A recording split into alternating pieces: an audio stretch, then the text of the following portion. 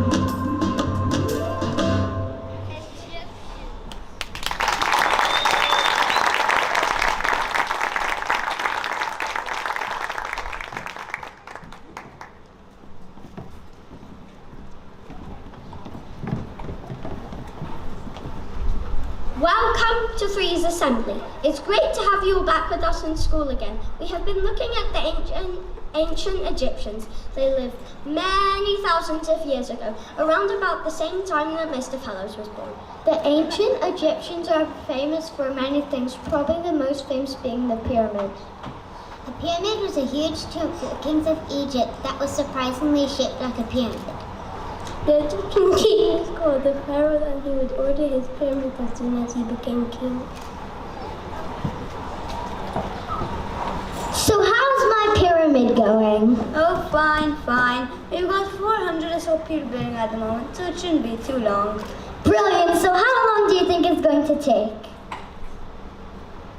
About 20 years. 20 years? You're having a laugh. No, you're probably right. We're doing really well. It's more like 19. 19 years? I've invited my friends round for a birthday party this weekend. Well, we'll have to wait a bit. It might be an idea to show them around the site that we did while you're waiting. For 19 years? Walk very slowly.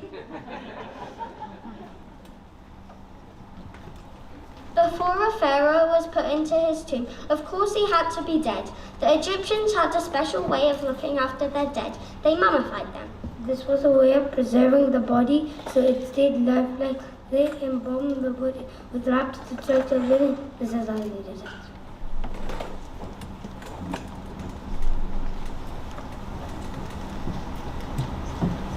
Hello, my name is Rohan, and my assistant and I are going to show you how to mummify a body. The first thing you do is check if the body is dead. Are you dead? Yes. Great. Let's get started then. Rule number 1, wash the body with scented palm oil and wash it up with water from the Nile. The Nile is the river that runs through the whole of Egypt, so it's so important to the Egyptians that they acted like it was a living thing. Now your body is ready for the next bit. We have to take all the organs out. We need them later, so don't throw them away. One organ we need to get out is the brain. Do we cut it out? No, we don't want to spoil the way the pharaoh looks. No, the method of taking a brain was very simple. First, you put the tip of a small metal pole into the fire until it's nice and hot. Then take the red hot pole and shove it up the nose. Waggle it about a bit and pour the brain out. Wait a minute, you're going to do what? I'm going to shove a red hot pole up your nose. Why? Is that a problem? A problem. Of course it's a problem. That's going to hurt. But you're dead. You won't feel a thing. Oh yeah, I forgot. Okay, carry on. All right. If there are no objections, pass the red hot pole, please.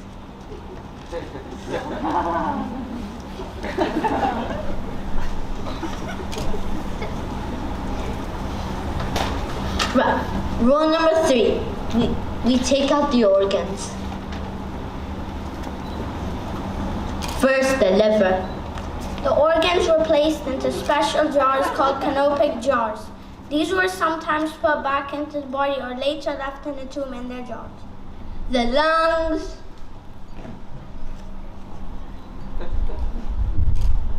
The stomach. And finally, the intestines. Remember, don't take out the heart, none of these to stay in the body. Next, rule number 4, we stuff the body with linen and cover it with natron. Natron? What's that? It's another name for salt. Why did you not say so in the first place? Shoot!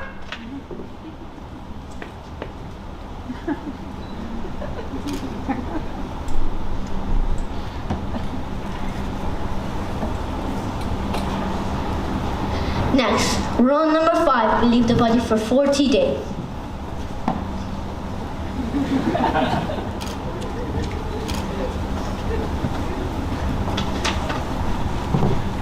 Next, rule number 6, we wash the body again using water from the Nile, then cover in oils, then wrap it with linen bandages, and it's ready to pop in the tomb.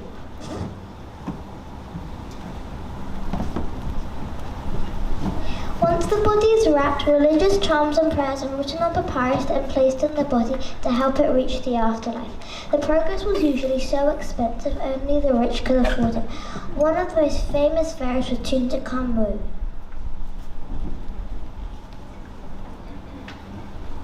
You can call me King Tut for short. King Tut became a pharaoh of Egypt just when he was 9 years old.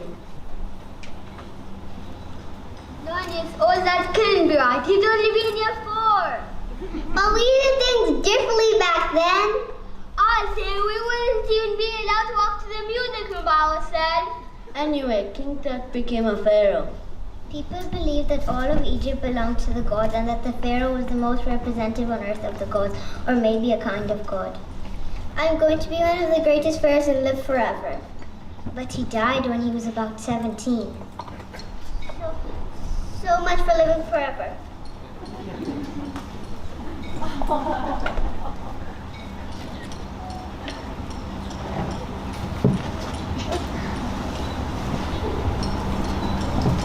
By the time Tutankhamun died, pharaohs weren't buried in pyramids anymore. Tutankhamun was buried in a tomb in the Valley of the King. Many years later, Lord Carnarvon paid a young archaeologist called Howard Carter and sent him to look for Tutankhamun's tomb. But after years of looking, Carter still couldn't find Tutankhamun's tomb until Lord Carnarvon finally lost his patience. Carter, you're probably the best apprentice I've ever had. But if you don't find that tomb soon, you're fired.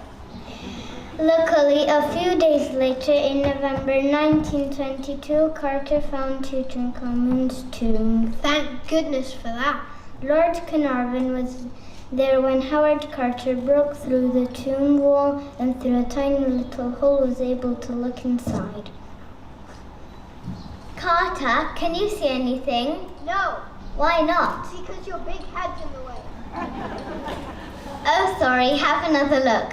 Carter, can you see anything? Yes, I can see wonderful things. Because we found the first intact Egyptian tomb ever, and all of the treasures were still there. We learned a lot about Egypt and the Egyptians thanks to later that night Carter wrote in his diary.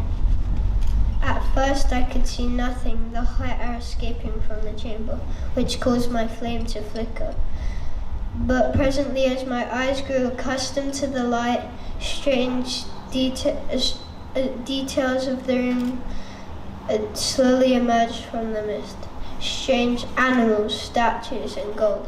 Everywhere, the glint of gold. We learned a lot about Egypt and the Egyptians thanks to Howard Carter, and you can still see the body of Tutankhamun in the Cairo Museum. We hope you enjoyed our assembly and we hope you liked it.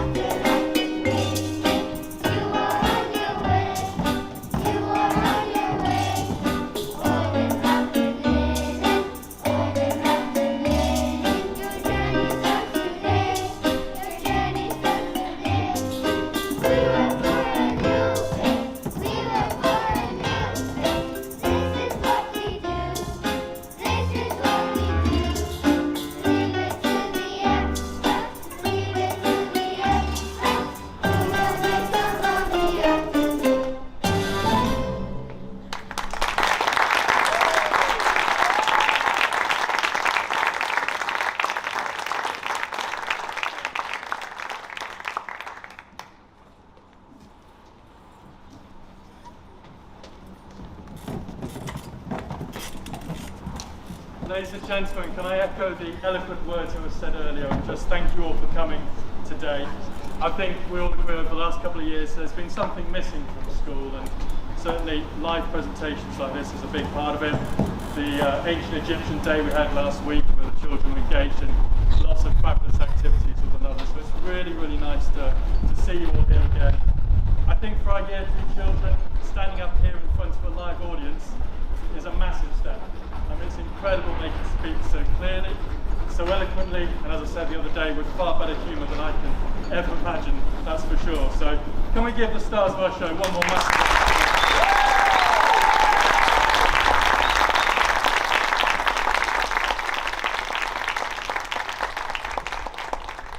I do also need to thank a few people. I mean, these things don't happen just overnight, so thank you to Mrs. Armstrong and the TAs who worked tirelessly behind the scenes.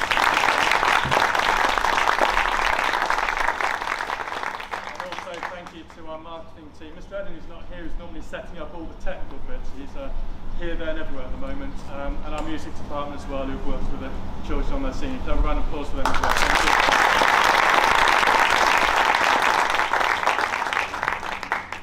but I've been promised an encore as well. But there was one deal, because I've heard all week from every parent that you know the words well enough to come up here on stage and sing it yourself. True? Now, I won't do that. I've worked in another class that I get them on stage for parents, and they said, So, but we'll do an encore, but you've got to join in as well. Can you do that? Yeah. Yeah, I think so. Okay, so have we got an encore? Give them a round of applause, they stand up, please.